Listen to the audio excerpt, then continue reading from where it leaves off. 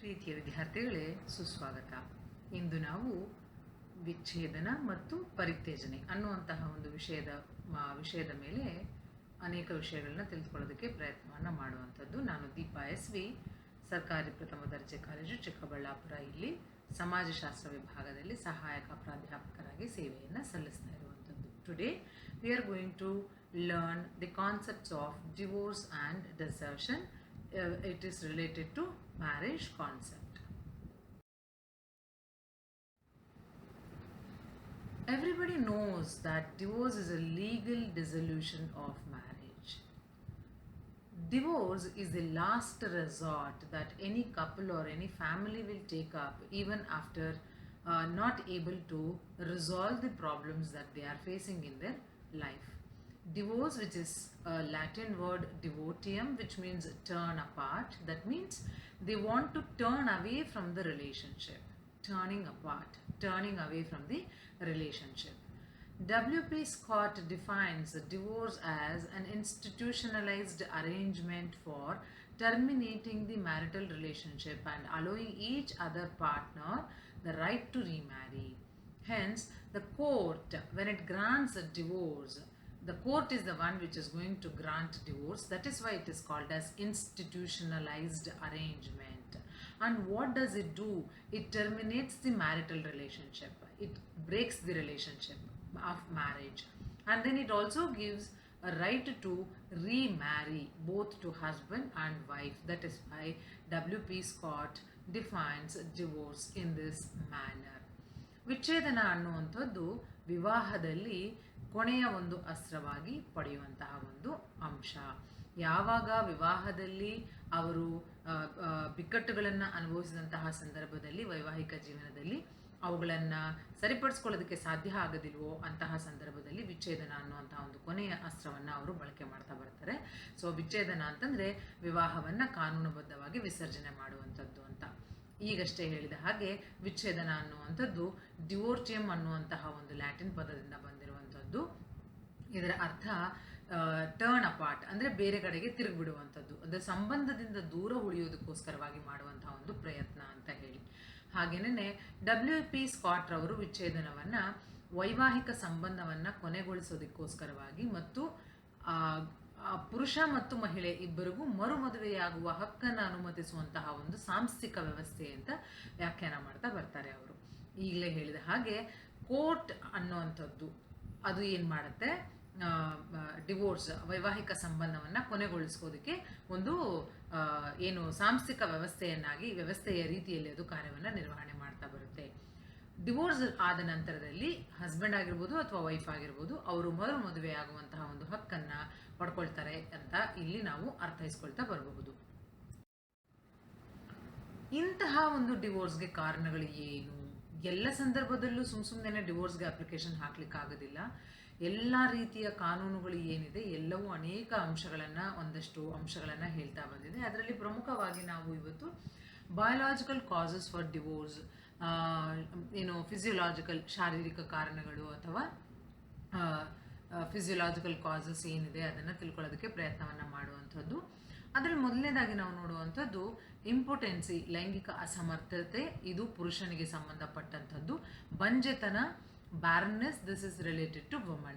If at all a woman or a man is not able to give birth to new children, there is no opportunity for them to go for a procreation, means they can go for a divorce. If at all either the husband or the wife is having illicit relationship, they can go for a divorce. Husband ಅಥವಾ wife ಇಬ್ಬರಲ್ಲಿ ಯಾರಾದರೂ ಒಬ್ಬರು ಅಕ್ರಮ ಸಂಬಂಧವನ್ನು ಬೆಳೆಸ್ಕೊಂಡಿದ್ದಾರೆ ಅಂತ ಗೊತ್ತಾದರೆ ಸಹ ಅವರು ವಿಚ್ಛೇದನವನ್ನು ಪಡ್ಕೊಳ್ಳೋದಕ್ಕೆ ಅರ್ಹರಿರ್ತಾರೆ. ಯಾರಿಗಾದರೂ ಒಬ್ಬರಿಗೆ ದೀರ್ಘಕಾಲದ ಕಾಯಿಲೆಗಳು ಇದ್ದರೆ, ಅದು ವಾಸಿಯಾಗಲಾರ್ದಲ್ಲೇ ಇರುವಂತಹ ದೀರ್ಘಕಾಲದ ಕಾಯಿಲೆಗಳು ಇದ್ದರೆ, ಇನ್ಕ್ಯೂರಬಲ್ ಕ್ರಾನಿಕ್ ಡಿಸೀಸಸ್ ಇದೆ ಅಂತ ಹೇಳಿದ್ರೆ ಆಗ ಕೂಡ ಅವರು ಡಿವೋರ್ಸ್ ತಗೊಳ್ಳೋದಕ್ಕೆ ಅರ್ಹರು ಇರ್ತಾರೆ ಅನ್ನುವಂಥದ್ದನ್ನು ನಾವು ಇಲ್ಲಿ ನೋಡ್ತಾ ಬರಬಹುದು. ಅತೃಪ್ತಿಕರವಾದಂತಹ ಲೈಂಗಿಕ ಜೀವನ, unsatisfactory sexual life. If husband or wife, any one of them are not happy with their sexual life with the other partner, they can apply for divorce. When there is going to be a disparity in age, two things will definitely happen. That is, either they will treat in a very good manner or they will treat in a very bad manner.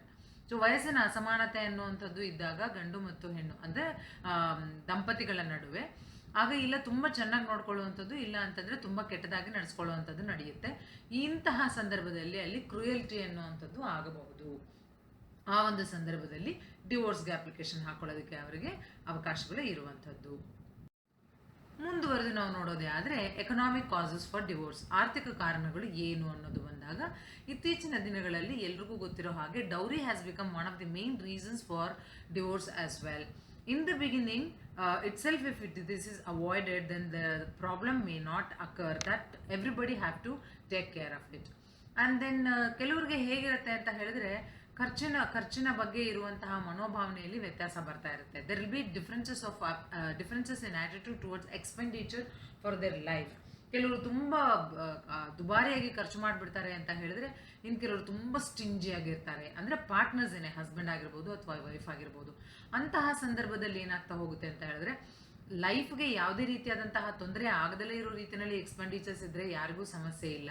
ಅದೇನಾದರೂ ಕೈ ಮೀರ್ತು ಅಂತ ಹೇಳಿದ್ರೆ, then that is going to become one of the economic causes for divorce. And then for poverty, if at all they are there, and then it is going to lead to chronic poverty, then definitely they go for divorce.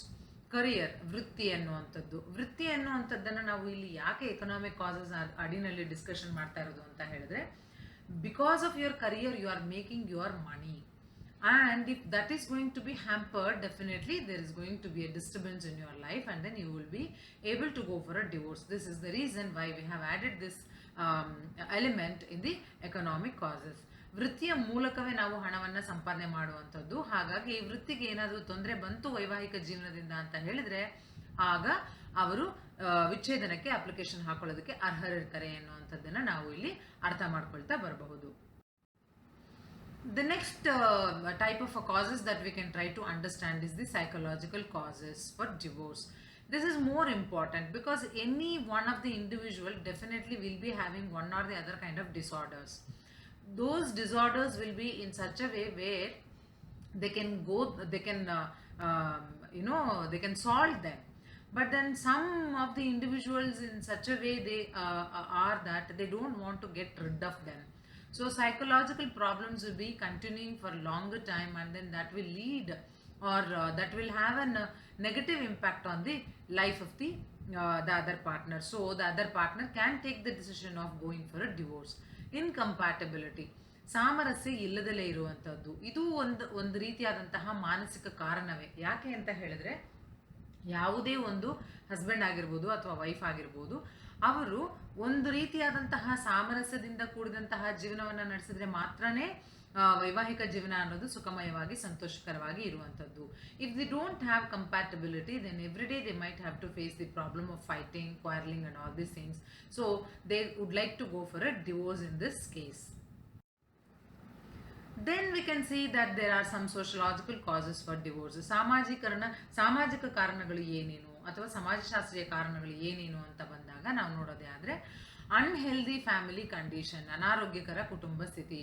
ಈಗ ಕೆಲವೊಂದು ಸಂದರ್ಭಗಳಲ್ಲಿ ಹೇಗಾಗ್ಬಿಡುತ್ತೆ ಅಂತ ಹೇಳಿದ್ರೆ, 1000 ಸುಳ್ಳಾದರೂ ಹೇಳಿ ಒಂದು ಮದುವೆ ಮಾಡು ಅಂತ ಹೇಳ್ತಾರೆ, ಒಂದು ಜೀವನವನ್ನು ಕಾಪಾಡಲಿಕ್ಕೆ ಅಂತ ಹೇಳಿಬಿಟ್ಟು. ಬಟ್ ಆದರೆ ಕೆಲವು ವಿಚಾರಗಳನ್ನು ಮುಚ್ಚಿಟ್ಟು ವಿವಾಹವನ್ನು ನಡೆಸಿದಂತಹ ಸಂದರ್ಭದಲ್ಲಿ ಅದು ಮುಂದೆ ಅವರ ಜೀವನಕ್ಕೆ ಥ್ರೆಟ್ ಆಗ್ಬೋದು ಅನ್ನುವಂತಹ ಒಂದು ಅಂಶ ಮಾತ್ರ ಯಾರೂ ಗಮನದಲ್ಲಿ ಇಟ್ಕೊಂಡಿರೋದಿಲ್ಲ. ಸೊ ಇಂತಹ ಸಂದರ್ಭ ಬರುವಂಥದ್ದೇ ಈ ಅನಾರೋಗ್ಯಕರ ಕುಟುಂಬ ಅನ್ನೋದು ಸಹ ಒಂದು ಕಾರಣ ಆಗಿರಬಹುದು.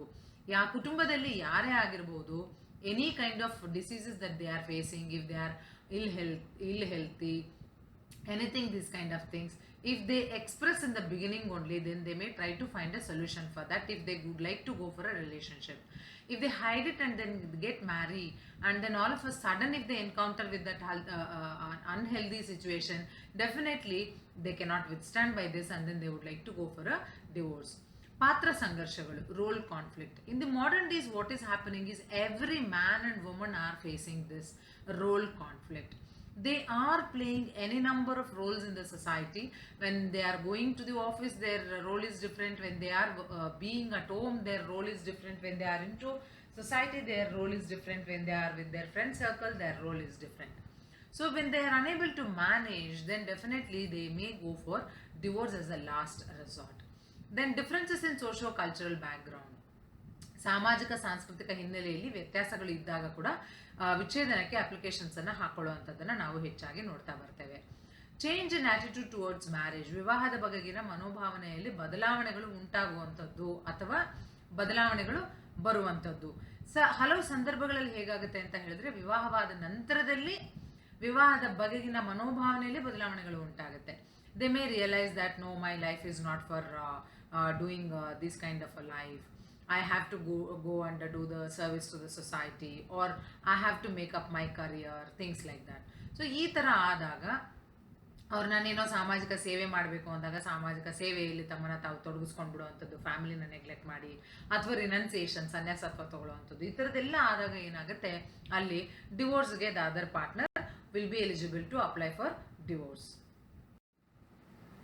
Few more reasons can be cited for divorce which we have not covered over there. That is cruelty as one of the reason. ಕ್ರೂರತ್ವ, ಅದು ಪುರುಷ ಆಗಿರ್ಬೋದು ಅಥವಾ ಮಹಿಳೆ ಆಗಿರ್ಬೋದು, ದ ಅದರ್ ಪಾರ್ಟ್ನರ್ ಮೇಲೆ ತೋರಿಸುವಂತಹ ಕ್ರೂರತ್ವ, ಮತ್ತು ಕುಟುಂಬದಲ್ಲಿನ ಅನೇಕ ಸದಸ್ಯರು ಹೆಣ್ಣಿನ ಮೇಲೆ ತೋರಿಸುವಂತಹ ಒಂದು ಕ್ರೂರತ್ವದ ಬಿಹೇವಿಯರನ್ನು ಡಿವೋರ್ಸ್ಗೆ ಒಂದು ರೀಸನ್ ಆಗಿ ತಗೊಳ್ಬೋದು. ಕಡಿಮೆ ಶಿಕ್ಷಣವನ್ನು ಪಡೆದಿರುವಂಥದ್ದು, ಕಡಿಮೆ ಇನ್ಕಮ್ ಬರ್ತಾ ಇರುವಂಥದ್ದು, low education, low income, all these things influence a lot for divorce. Increasing education among women, ಹೆಚ್ಚು ಹೆಚ್ಚು ಮಹಿಳೆಯರು ಶಿಕ್ಷಣ ಪಡೆದುಕೊಳ್ತಾ ಇದ್ದ ಹಾಗೆ ಏನಾಗ್ತಾ ಇದೆ ಅಂತ ಹೇಳಿದ್ರೆ, ಅವರ ಆಸೆ ಆಕಾಂಕ್ಷೆಗಳು ಹೆಚ್ಚು ಹೆಚ್ಚು ವಿಶಾಲವಾಗ್ತಾ ಹೋಗ್ತಾ ಇರುತ್ತೆ. ಆಗ ಏನಾಗ್ತಾ ಹೋಗುತ್ತೆ ಅಂತ ಹೇಳಿದ್ರೆ, ಮ್ಯಾರಿಟಲ್ ಲೈಫ್ನಲ್ಲಿ ಅವರಿಗೆ ಇಂಟ್ರೆಸ್ಟ್ ಬರಲಾರ್ದೆ they would like to go for a divorce. Greater female employment opportunities, I am really sorry, greater female employment opportunities. ಹೆಣ್ಣು ಮಕ್ಕಳಿಗೆ ಹೆಚ್ಚು ಹೆಚ್ಚು ಉದ್ಯೋಗ ಅವಕಾಶಗಳು ಲಭ್ಯವಾಗ್ತಾ ಇದ್ದಾಗ ಏನಾಗ್ತಾ ಹೋಗುತ್ತೆ ಅಂತ ಹೇಳಿದ್ರೆ, ಅವರಿಗೆ they are getting exposed to the outer world. They are able to see what is happening with the other ladies, whether they are in a better position or in a deprived position. When they realize that they are in a deprived position, when they are treated very badly or ill-treated, definitely they would like to go for a divorce. Changing sex roles of women, as already we discussed, the man and women both are playing various roles. ಇಲ್ಲಿ ಮಹಿಳೆಗೆ ಹೆಚ್ಚಾಗಿ ಏನಾಗ್ತಾ ಹೋಗುತ್ತೆ ಅಂತ ಹೇಳಿದ್ರೆ, ಹಲವಾರು ಸಂದರ್ಭಗಳಲ್ಲಿ ಮಹಿಳೆ ತನ್ನ ಮನೆಯಲ್ಲಿ ಕುಟುಂಬವನ್ನು ನಿರ್ವಹಣೆ ಮಾಡೋದಕ್ಕೋಸ್ಕರ ಪುರುಷನ ಒಂದು ಪಾತ್ರವನ್ನು ಸಹ ಪ್ಲೇ ಮಾಡ್ತಾ ಬರಬೇಕಾಗುತ್ತೆ. ಆ ಸಂದರ್ಭದಲ್ಲಿ ಅನೇಕ ವಿಚಾರಗಳಲ್ಲಿ ಆಕೆ ಮನ್ನೊಂದು ಡಿವೋರ್ಸ್ಗೆ ಅಪ್ಲಿಕೇಶನ್ ಹಾಕೊಳ್ಳುವಂತಹ ಒಂದು ತೀರ್ಮಾನಕ್ಕೆ ಸಹ ಬರಬಹುದು. Unplanned and arranged marriages. Unplanned arranged marriages ಅಂತ ಹೇಳಿದ್ರೆ, ಹಲವಾರು ಸಂದರ್ಭಗಳಲ್ಲಿ ಏನಾಗುತ್ತೆ, ಏಕಾಏಕಿ ಏನೋ ಒಂದು ಪೇರೆಂಟ್ಸ್ ಡಿಸಿಷನ್ ತಗೊಳ್ತಾರೆ, ಬೇರೆ ಬೇರೆ ಕಾರಣಗಳಿಗಾಗಿ ವಿವಾಹವನ್ನು ಮಾಡಿಬಿಡ್ಬೇಕು ನಮ್ಮ ಮಗಳಿಗೆ ಅಂತ ಹೇಳ್ಬಿಟ್ಟು, ಅಥವಾ ತಮ್ಮ ಮಗನಿಗೆ ಅಂತ ಹೇಳ್ಬಿಟ್ಟು. In that situation they may not, they are mentally they are not ready to go for a marital relationship. In that case they have to go through a lot of conflicting situation within their mind itself, and if that can be resolved, fine. If not, definitely they'll go for a divorce. And in some of the cases what will happen is quarrelsome nature of the spouses. ಕೆಲವರು ಅವ್ರ ನೇಚರೇ ಜಗಳ ಮಾಡುವಂಥದ್ದು, ಪ್ರತಿ ಚಿಕ್ಕ ಪುಟ್ಟದಕ್ಕೂ ಜಗಳ ಮಾಡುವಂಥದ್ದು. ಆ ರೀತಿಯ ಒಂದು ಸ್ವರೂಪ ಇದ್ದಂಥವರಿಗೆ ಖಂಡಿತವಾಗ್ಲೂ ಮ್ಯಾರಿಟಲ್ ಲೈಫ್ ಅನ್ನುವಂಥದ್ದು ಸೆಟ್ ಆಗೋದೇ ಇಲ್ಲ. ಅಂತಹ ಸಂದರ್ಭಗಳಲ್ಲಿ ಡಿವೋರ್ಸ್ಗೆ ಅವರು ಅಪ್ಲಿಕೇಶನ್ ಹಾಕೊಳ್ಳುವಂಥದ್ದನ್ನು ನಾವು ನೋಡ್ತಾ ಬರ್ಬೋದು. What could be the remedial measures for divorce? There are so many methods that we can follow for the avoidance of divorce. ಫ್ಯಾಮಿಲಿನಲ್ಲಿ ಏನೋ ಚಿಕ್ಕ ಚಿಕ್ಕ ಪ್ರಾಬ್ಲಮ್ಸ್ ಬರ್ತಾ ಇದೆ ಅಂದರೆ ಅಲ್ಲೇ ಚೂಟ್ ಹಾಕ್ಬಿಡೋದು, ಈ ಥರ ಎಲ್ಲ ಮಾಡ್ತಾ ಬರ್ಬೋದು. ಮುಖ್ಯವಾಗಿ ನಾವು 2 ಅಂಶಗಳನ್ನು ಇಲ್ಲಿ ತಿಳ್ಕೊಳ್ಳೋದಕ್ಕೆ ಪ್ರಯತ್ನವನ್ನು ಮಾಡೋಣ.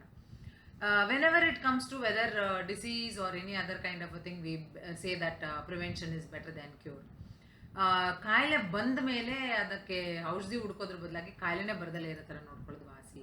ಗಡ್ಡಕ್ಕೆ ಬೆಂಕಿ ಬಿದ್ದಾಗ ಬಾವಿ ತೋಡೋದ್ರ ಬದಲಾಗಿ ಬಾವಿಯ ಒಂದು ಅವಶ್ಯಕತೆನೇ ಬರದಲ್ಲೇ ಇರೋ ಥರ ನೋಡ್ಕೊಳ್ಳೋದು ಒಂದು ಏನು ಇಂಟೆಲಿಜೆಂಟಲ್ ವರ್ಕ್ ಅಂತ ಹೇಳ್ತಾ ಬರ್ಬೋದು. ಸೊ ಇಲ್ಲಿ ನಾವು ಏನು ಮಾಡಬೇಕಾಗಿ ಬರುತ್ತೆ, ಯಾವುದೇ ಒಂದು ವ್ಯಕ್ತಿ, ಹುಡುಗ ಆಗಿರ್ಬೋದು ಹುಡುಗಿ ಆಗಿರ್ಬೋದು, it might be boy or a girl, by the time they come to the stage of getting married, before that only they should be very well educated in choosing their life partners. They should know what kind of a girl or a boy I need so that I can lead my life in a happier way. If they come to that conclusion, or if they realize that, then definitely they are going to select the right partner, and then the marriage is going to be a very happier one, and then the divorce can be avoided. Then the second method that we are talking about is, usually when there is going to be any kind of problem is existing, before getting into court finally, they have to visit the family court and the counseling center. Family court will have the counseling center where there is going to be a 6 months time will be given for them for attending the counseling sessions, and then they try to persuade us to continue the relationship for various reasons, or the inevitable reasons. ಏನೇ counselling ಮಾಡಿದಾಗಲೂ ಕೂಡ husband ಅಥವಾ wife ಇಬ್ಬರು convince ಆಗಲಿಲ್ಲ ಕೌನ್ಸಿಲಿಂಗಲ್ಲಿ ಅಂತ ಹೇಳಿದ್ರೆ, ಆಗ ಕೊನೆಗೆ ಅವರು ಡಿವೋರ್ಸನ್ನು ತಗೊಳ್ಬೋದು. ಬಟ್ ಆದರೆ ಕೌನ್ಸಿಲಿಂಗ್ ಫ್ಯಾಮಿಲಿ ಕೋರ್ಟ್ಗೆ ಅಪ್ರೋಚ್ ಮಾಡುವಂಥದ್ದು ಮತ್ತು ಅಲ್ಲಿ ಕೌನ್ಸಿಲಿಂಗ್ ಅಟೆಂಡ್ ಮಾಡುವಂಥದ್ದು one of the remedial measures to avoid the divorce. Next concept ನಾವು ನೋಡುವಂಥದ್ದು ಡೆಸರ್ಷನ್, ಪರಿತ್ಯಜನೆ. ಪರಿತ್ಯಜನೆ ಅಂದರೆ ಏನು ಅಂತ ಬಂದಾಗ, ವೈವಾಹಿಕ ಸಂಬಂಧ ಮುರಿದು ಹೋಗ್ತಾ ಇದೆ ಅನ್ನೋದಕ್ಕೆ ಇದು ಸಹ ಒಂದು ಕಾರಣ ಅಂತ ನಾವು ಹೇಳ್ತಾ ಬರ್ಬೋದು.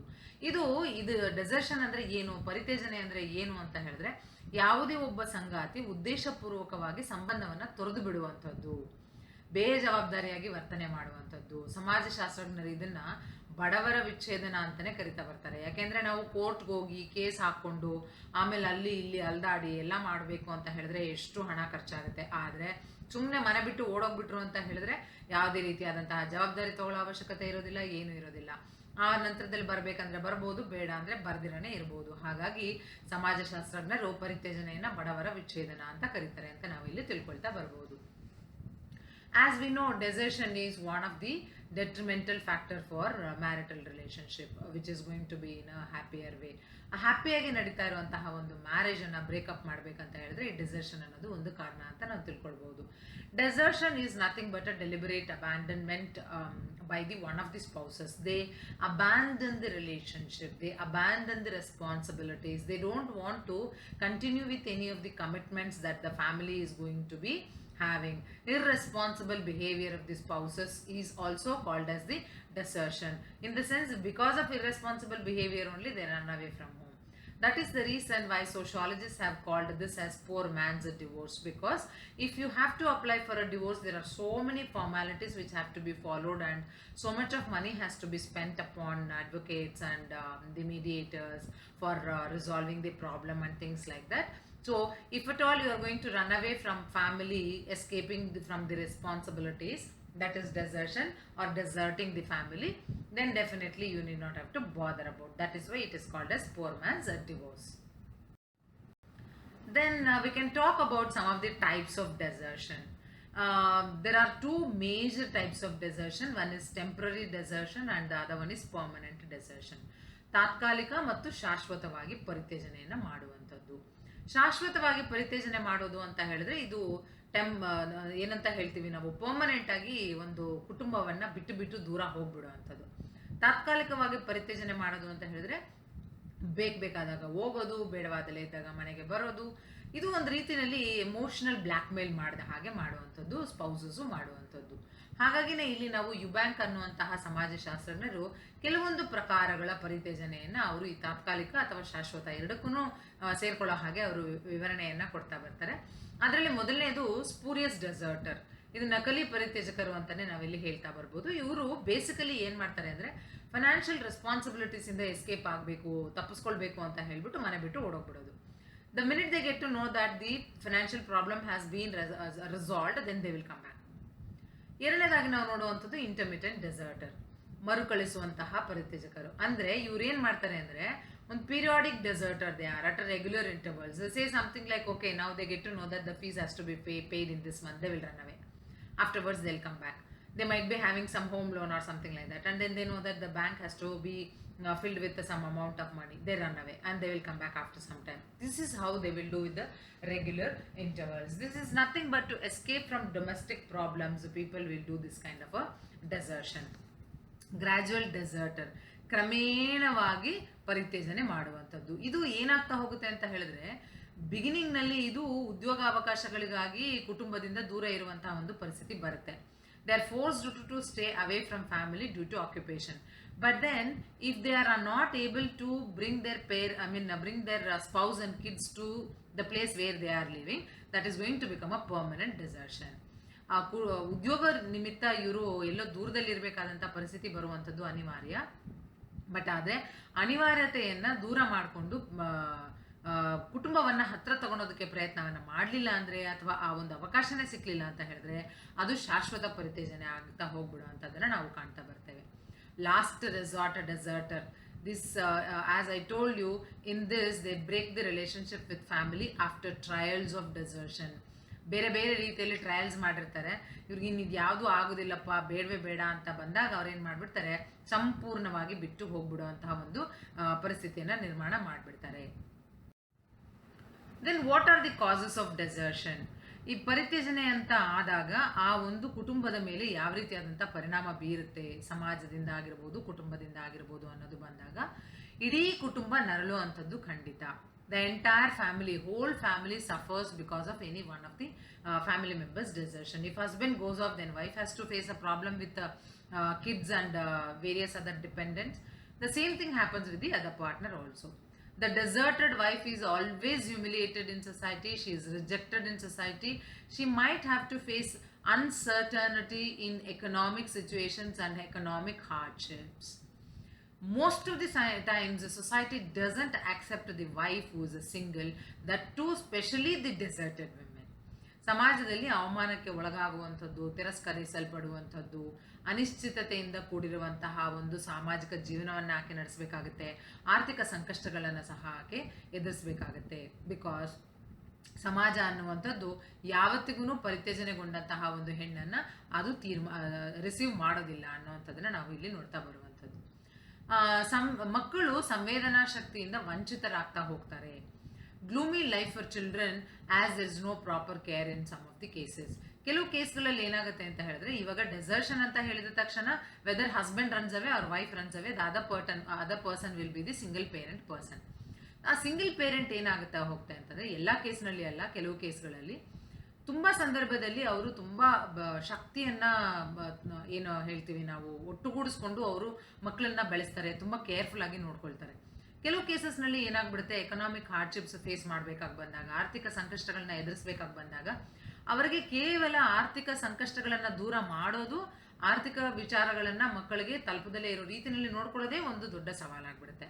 ಅಂತಹ ಸಂದರ್ಭದಲ್ಲಿ ಮಕ್ಕಳಿಗೆ ಕೇರ್ ಮಾಡೋದಕ್ಕೆ ಸಾಧ್ಯ ಆಗೋದಿಲ್ಲ. ಆಗ ಮಕ್ಕಳು ಸಂವೇದನಾಶೀಲತೆ ಎನ್ನುವಂತಹ ಒಂದು ಕ್ಯಾರೆಕ್ಟರಿಂದ ದೂರ ಉಳಿದು ಬಿಡ್ತಾರೆ ಅನ್ನೋದನ್ನ ನಾವಿಲ್ಲಿ ಅರ್ಥ ಮಾಡ್ಕೊಳ್ತಾ ಬರ್ಬೋದು. The other consequence that we can talk about desertion is that deserted husband gets into isolated social life with frustration, leading to a great the amount of tension. Why great amount of tension is because, or great mental tension is because you see, when it comes to wife, she receives the life in such a way where she can lead her life in a better manner, and she takes that as a challenge. But then the man is psychologically weak, where he cannot withstand that desertion, and then he gets into isolated social life. ಹಾಗಾಗಿ ಏನಾಗ್ತಾ ಹೋಗುತ್ತೆ ಅಂತ ಹೇಳಿದ್ರೆ, ಹತಾಶೆಯೊಂದಿಗೆ ಅವರು ಪ್ರತ್ಯೇಕವಾದಂತಹ ಸಾಮಾಜಿಕ ಜೀವನವನ್ನು ಅವರು ನಡೆಸ್ಕೊಂಡು ಹೋಗ್ಬೇಕಾಗಿ ಬರುತ್ತೆ. ಇದು ಅತಿ ಮುಖ್ಯವಾದಂತಹ ಒಂದು ಏನಂತ ಹೇಳ್ತೀವಿ ನಾವು, ತುಂಬ ಸೈಕಲಾಜಿಕಲ್ ಆಗಿರುವಂತಹ ಒಂದು ಟೆನ್ಷನನ್ನು ಅವರು ತಗೊಳ್ತಾರೆ ಅಂತ ನಾವು ಇಲ್ಲಿ ಅರ್ಥ ಮಾಡ್ಕೊಳ್ತಾ ಬರ್ಬೋದು. Dear students, this is all about what is divorce and the causes of divorce and consequences of divorce, how to resolve it. ಡೆಸರ್ಷನ್ ಅಂದರೆ ಏನು, ಪರಿತ್ಯಜನೆ ಅಂದರೆ ಏನು, ಅದರ ಒಂದು ಕಾನ್ಸಿಕ್ವೆನ್ಸಸ್ ಏನು, ಅದರ ಪ್ರಕಾರಗಳು ಏನು ಅನ್ನುವಂಥದ್ದು ಮುಂದಿನ ತರಗತಿಯಲ್ಲಿ ಇದರಿಂದ ಮುಂದಿನ ಭಾಗವನ್ನು ಅಧ್ಯಯನ ಮಾಡಲಿಕ್ಕೆ ಪ್ರಯತ್ನ ಮಾಡೋಣ. ಧನ್ಯವಾದಗಳು.